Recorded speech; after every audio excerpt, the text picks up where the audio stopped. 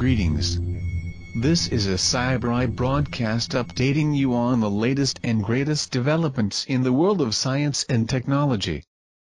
The future of user interfaces seems to be gesture-based, at least if one simply looks at where research dollars are flowing and what products are coming to market.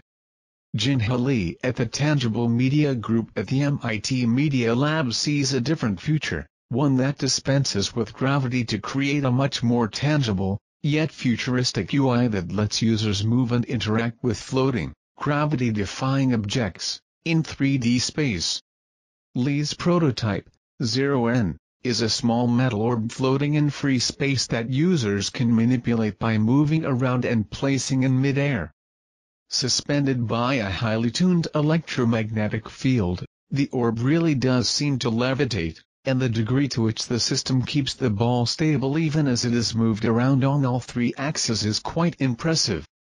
The ball floats until it is moved, and when placed in a point in space it stays there.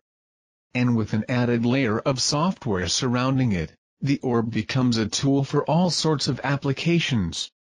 For instance, the ZeroN can be used as the stand-in for a camera in a 3D scene.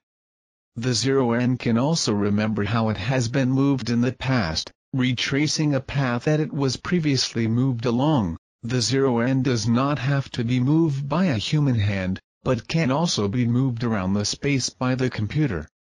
The trick to all this is a precision electromagnet, fitted to a moving actuator above the ZeroN's workspace. The electromagnet can move around the space above, and rapidly adjust its magnetic polar resistance based on where the ZeroN is in space, a value that is measured every few milliseconds by an array of IR cameras. So while the ZeroN appears to float as if in defiance of gravity, the setup is purely mechanical. All it really requires is a very precise electromagnet and the right software to keep the orb stable. Update complete.